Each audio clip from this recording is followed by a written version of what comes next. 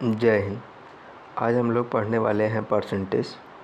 ठीक है, इसके पहले हमने नंबर सिस्टम पढ़ लिया है, लेकिन अब जो है हम अरिथमेटिक्स का पार्ट पढ़ेंगे, जैसे percentage, average, mixture and allegation, ये सारी चीज़ें पढ़ेंगे। इसके बाद हम जो है नंबर सिस्टम की तरफ मूव ऑन करेंगे। ठीक, आप सभी से यार एक रिक्वेस्ट है कि जो लोग भी इस वीडियो को देख रहे हो ना, थोड़ा पूरा देखो जो है, और अपना फीडबैक दो। मुझे कमेंट करके बताओ कि चीज़ें आपको समझ आ रही हैं कि नहीं आ रही हैं, इसमें क्या चीज़ें और ऐड करनी चाहिए, कैसे और इसे इम्प्रूव करना चाहिए। थोड़ा अपना फीडबैक दीजिए तो ज़्यादा चीज़ें बेहतर होंगी। ठीक, मैं अपने तरफ से बेस्ट दे ही रहा हूँ।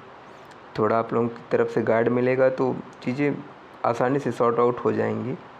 ठीक है, चलिए हम लोग शुरू करते हैं परसेंटेज। ठीक है, इसमें कुछ छोटे मोटे पॉइंट्स हैं। सबसे पहले हम उसको डिस्कस करेंगे।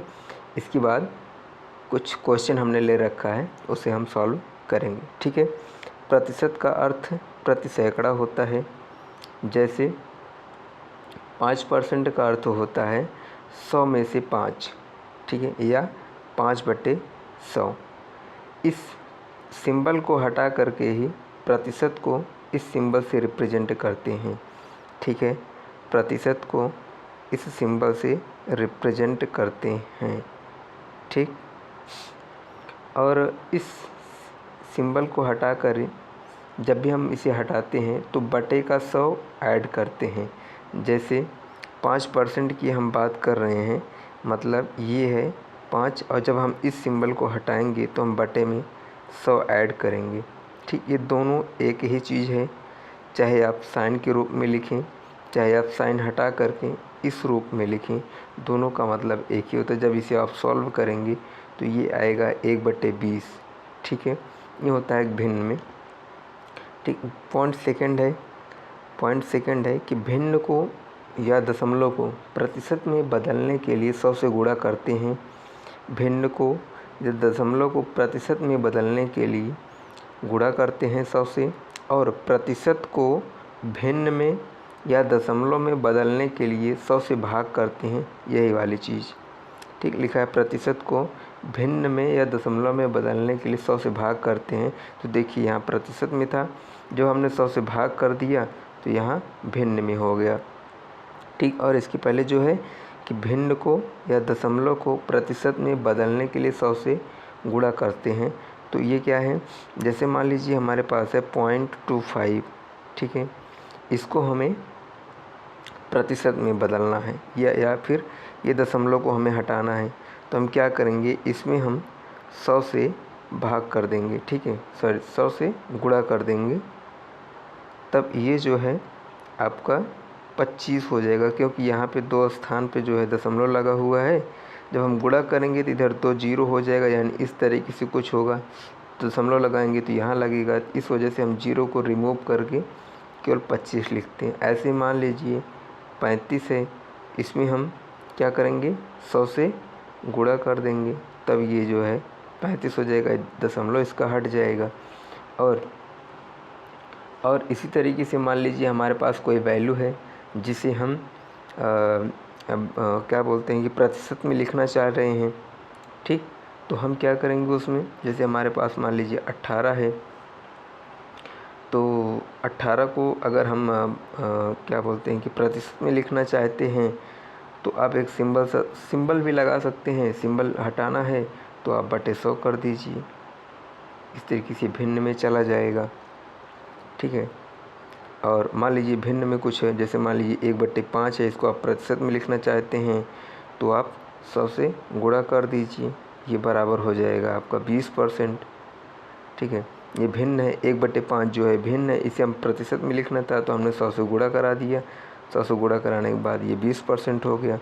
ऐसे ही मान लीजिए आपके पास है 1/4 है, ये भिन्न में है, इसे आप प्रतिशत में लिखना चाहते हैं तो आप 100 से गुणा कर दीजिए। 100 से आप गुणा करेंगे तो ये जो है 25% हो जाएगा, क्योंकि यहाँ से जब ये कैंसिल होगा तो इधर 25 आएगा। 25 चौके 100, 4 1 के 4, तो 25% ही हो जाएगा। इस तरीके से इसको भिन्न में कन्वर्ट करते हैं, प्रतिशत में कन्वर्ट करते हैं। ठीक है, चलिए अब और कुछ बेसिक चीज़ें हैं, जैसे यदि x को y तक कम किया जाए तो कुल कमी कितनी होगी। ये एक रूल है, रूल नंबर 3, 4। वही नंबरिंग करते वक्त हमने इसको आगे बढ़ा दिया है। वो एक बेसिक जानकारी थी जो आपको पता होनी चाहिए परसेंटेज के बारे में।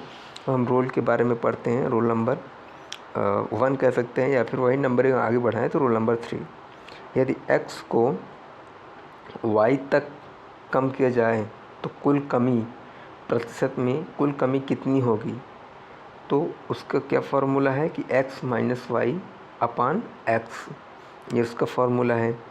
रूल नंबर 4 है कि यदि x को y तक बढ़ाया जाए तो कुल वृद्धि क्या होगी। तो कुल वृद्धि होगी y माइनस एक्स अपान x।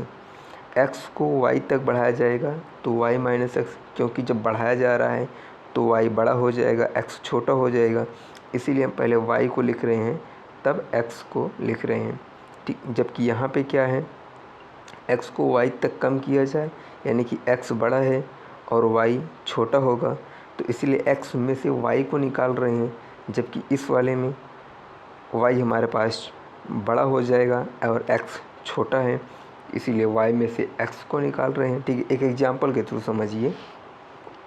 मान लीजिए हमारे पास कोई नंबर है 50, ठीक है, और हम कह रहे हैं कि 50 को 40 तक कम किया जाता है। ठीक है, 40 तक हम कम कर रहे हैं, तो बताइए इसमें कुल कितने प्रतिशत की हम कमी कर रहे हैं। ठीक, 40 को 50 तक कम कर रहे हैं, तो बताइए कुल कितने प्रतिशत की कमी कर रहे हैं। तो हम क्या करेंगे, 50 माइनस 40 बटे ये फार्मूला आप लगाएंगे x माइनस वाई, यानी कि ये x का मान है, ये y का मान है, x माइनस वाई यानी 50 माइनस 40 बटे x का मान है 50। ठीक, ये हो जाएगा 10 बटे 50। इसको जब आप काटेंगे तो ये हो जाएगा 1/5। ठीक, 1/5 को हमें जब भिन्न में बदलना है तो हम क्या करेंगे, 100 से गुणा कराएंगे, जैसे हमने पिछले देखा था पिछले स्लाइड में ही। तो 1/5 आ गया, इसको हम प्रतिशत में ले जाना चाह रहे हैं तो हम 100 से गुणा करा देंगे, इसको आप भाग कर दीजिए, 5 1 5, 5 बिसा में 100 यानी कि यहाँ 20 आएगा, यानी कि 20% की हम कमी कर रहे हैं। ठीक है, तो इसी तरीके से हम वृद्धि के लिए हम बात कर लेते हैं।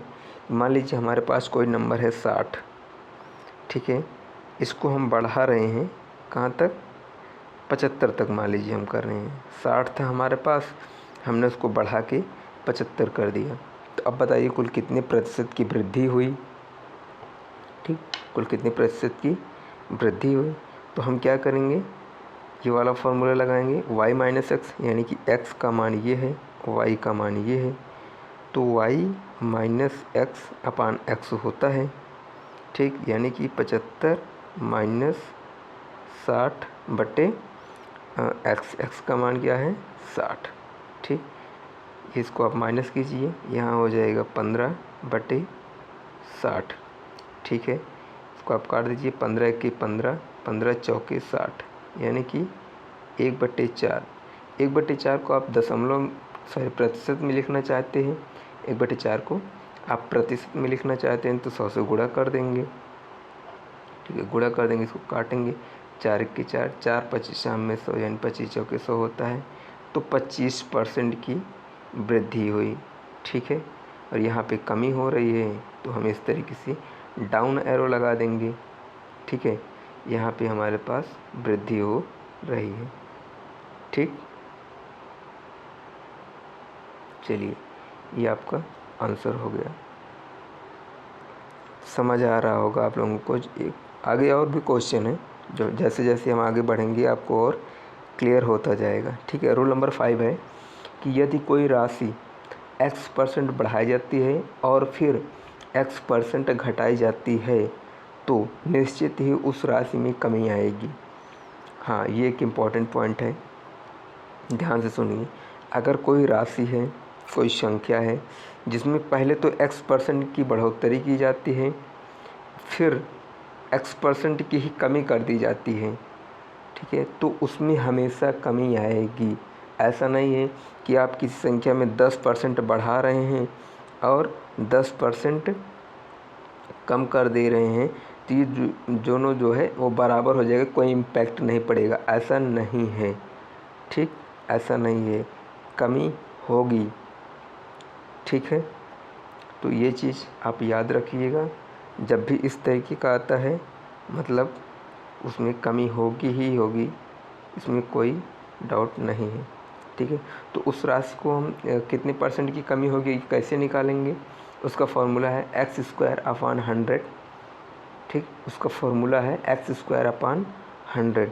जब भी कोई संख्या x% बढ़ाई जाती है और x% घटाई जाती है तो उसमें कमी आएगी, और उस कमी को प्रतिशत में हम कैसे ज्ञात करेंगे, उसका फॉर्मूला है x² / 100, ठीक है, x² / 100। मान लीजिए एक एग्जाम्पल के थ्रू आपको समझा रहे हैं। मान लीजिए हमारे पास एक संख्या है 100 है, इसको हम पहले 10% इसमें हम इंक्रीज कर रहे हैं, ऊपर का एरो यानी इंक्रीज हो रहा है, और फिर 10% का हम इसमें डिक्रीमेंट कर रहे हैं, यानी कि हम इसमें डिक्रीज कर रहे हैं। तो इसमें परिवर्तन क्या होगा, बाई फार्मूला यहाँ पे होगा x² / 100, यानी कि कमी होगी। x का मान हमारे पास 10 है, यानी कि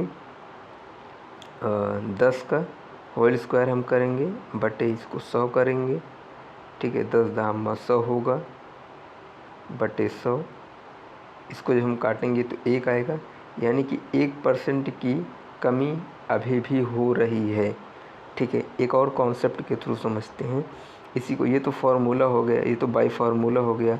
इसी को हम एक जनरल भाषा में समझते हैं। जैसे मान लीजिए 100 का हम 10% निकालेंगे तो कितना आएगा, 100 का 10% 10 आएगा, ठीक है।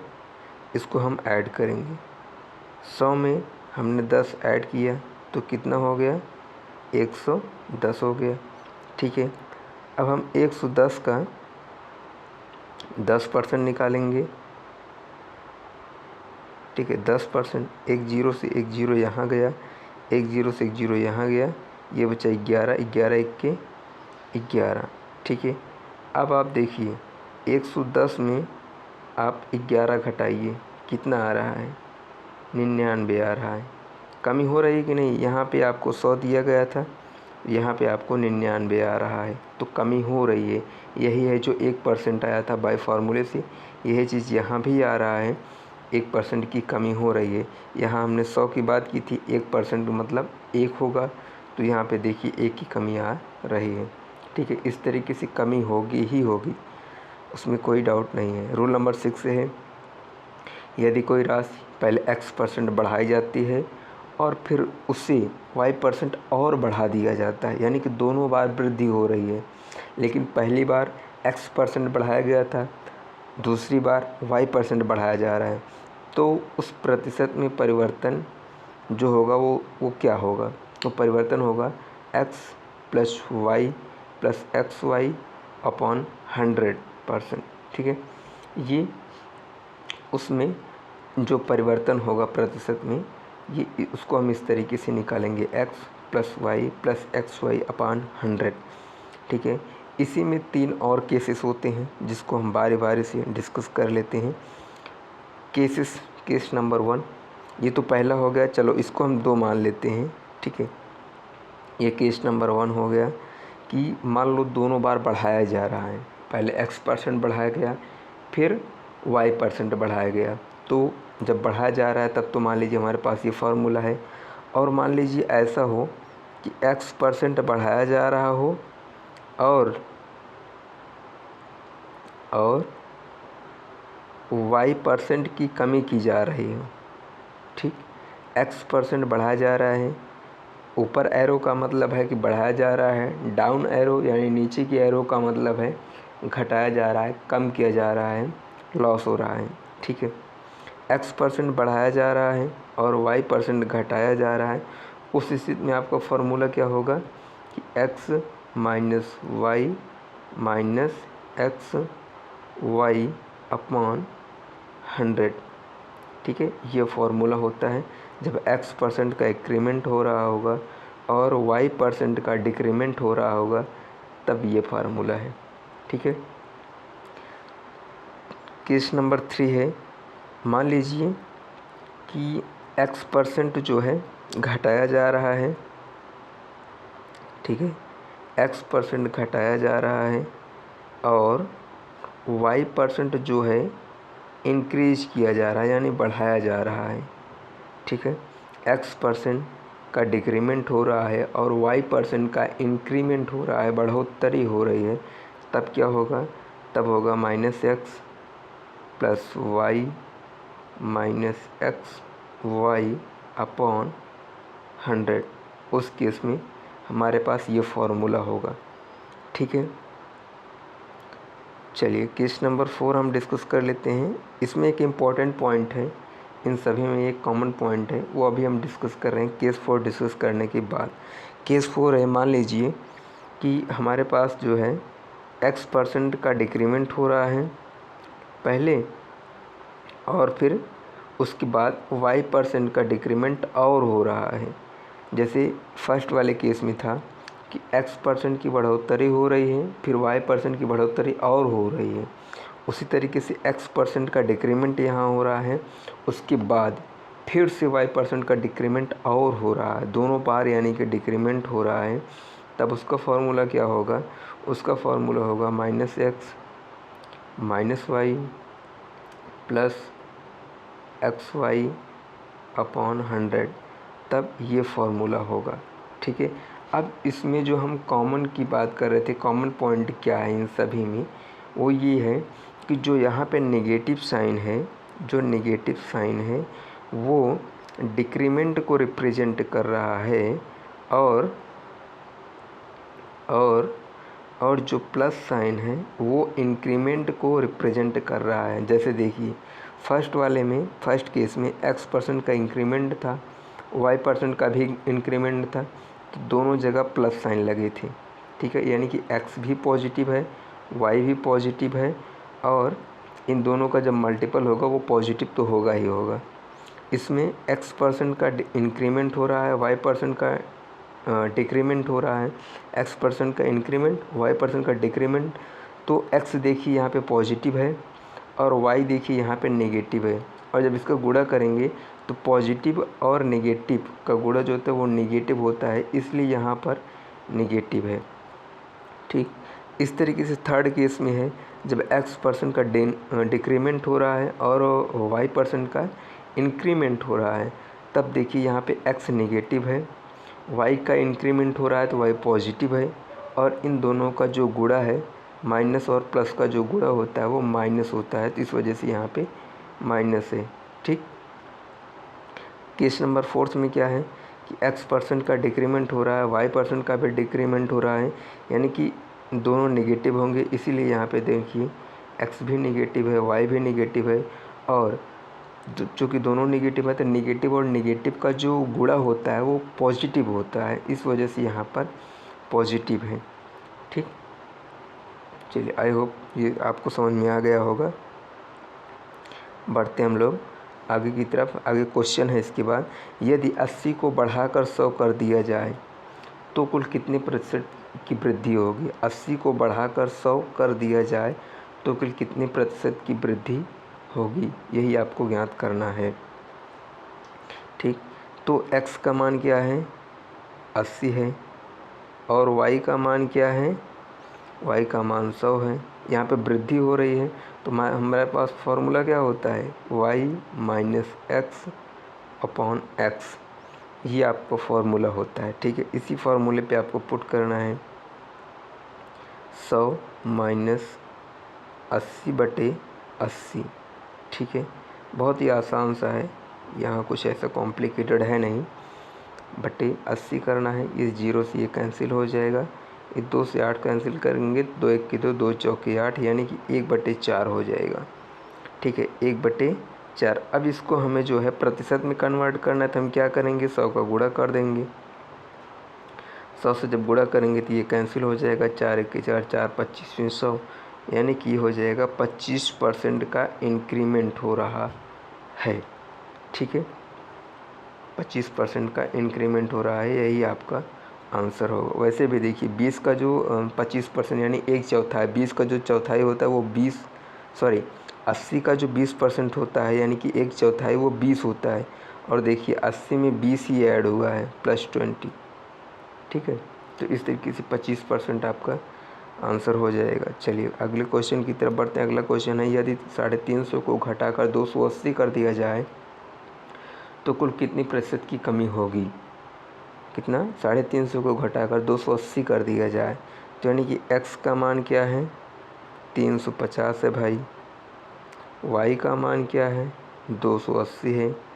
इस बार जो है कमी हो रही है, पिछले वाले में वृद्धि हुई थी, पिछले वाले क्वेश्चन में इंक्रीमेंट हुआ था, इस वाले क्वेश्चन में डिक्रीमेंट हो रहा है। तो डिक्रीमेंट का फॉर्मूला क्या होता है, डिक्रीमेंट का फॉर्मूला होता है x माइनस वाई अपान x, ये फार्मूला होता है। आप वैल्यू पुट कर दीजिए, 350 माइनस 280 बटे x का मान कितना है 350, ठीक है। इसमें कितना आएगा, इसको हम माइनस करेंगे तो यहाँ पे ये 70 आएगा बटे ये 350 आएगा। ये 0 से 0 कैंसिल हो गया, 7 के 7 हो जाएगा, 7 पचे 35 हो जाएगा, यानी कि 1/5 आ रहा है। इसको हमें प्रतिशत में कन्वर्ट करना है तो हम 100 से गुणा कर देंगे, ये कैंसिल हो जाएगा। ये इधर कितना आ जाएगा 20/25 हो, यानी कि 20% का जो है डिक्रीमेंट हो रहा है, ठीक है।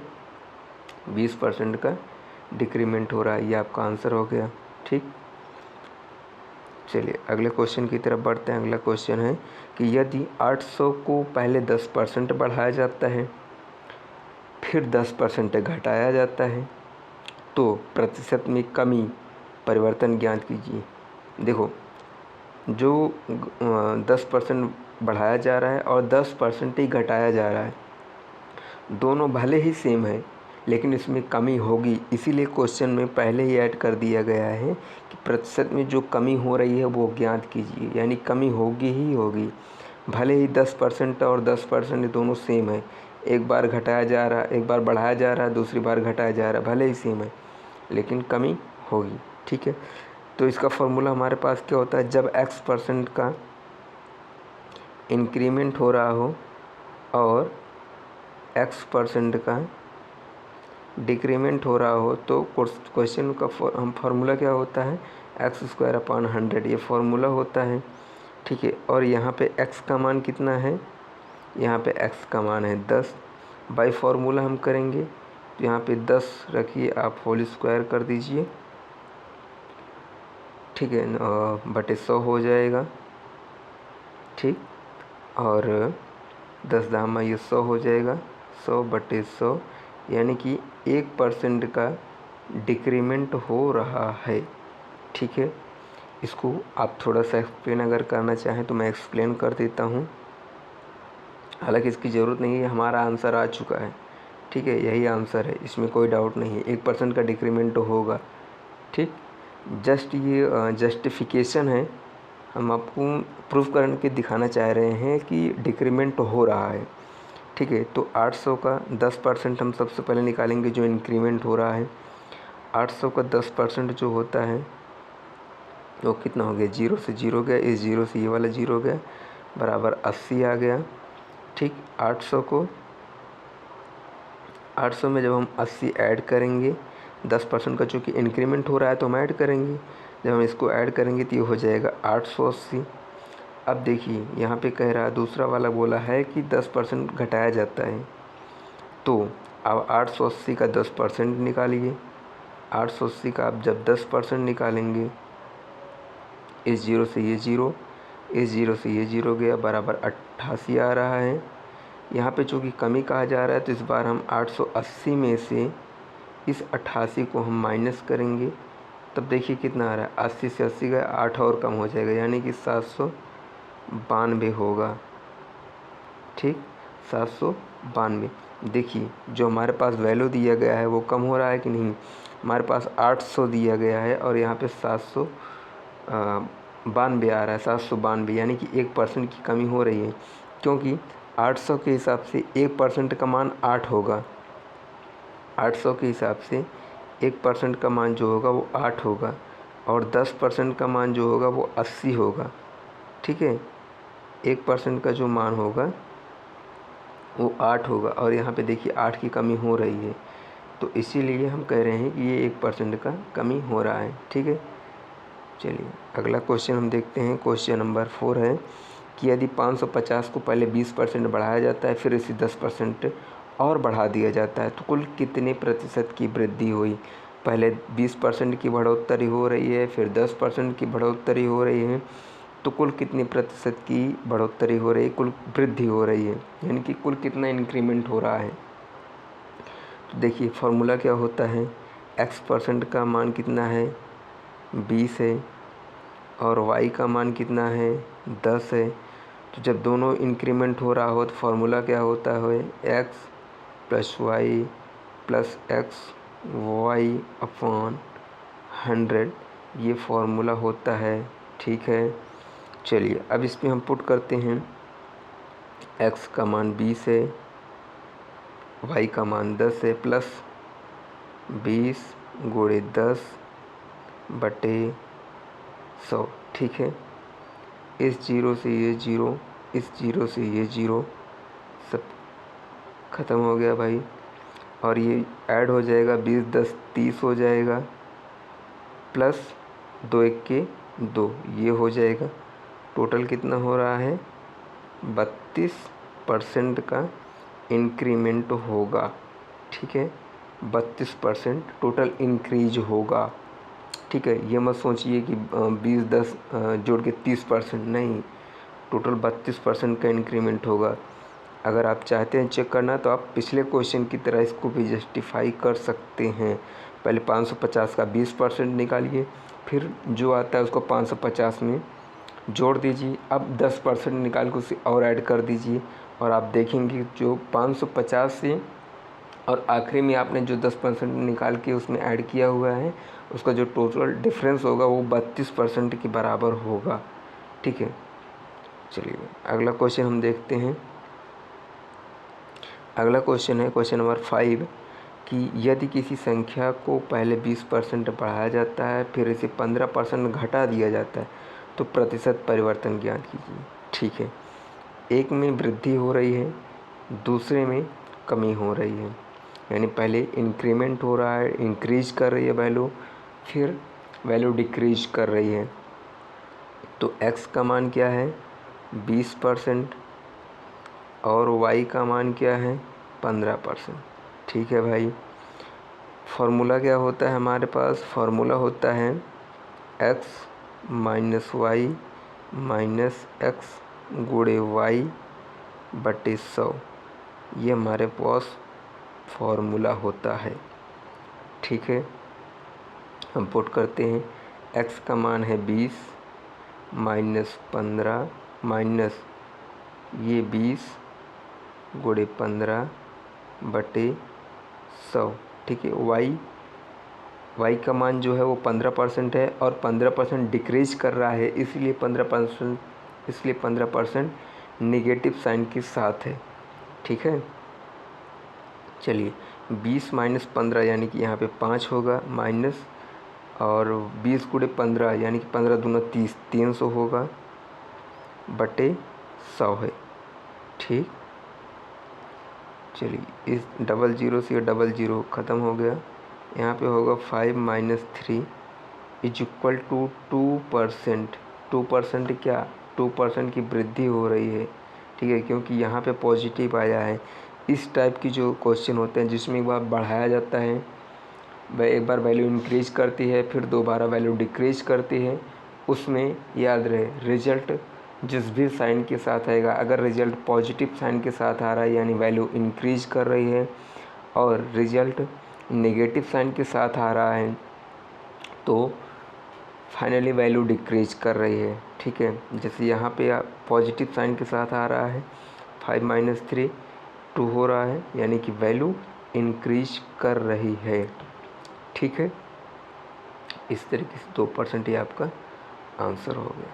ठीक है, चलिए इस क्लास को हम यहीं पे समाप्त करते हैं। आई होप आपको समझ आ रहा होगा। और प्लीज़ आप लोग अपना फीडबैक ज़रूर दीजिए। ठीक है, जय हिंद।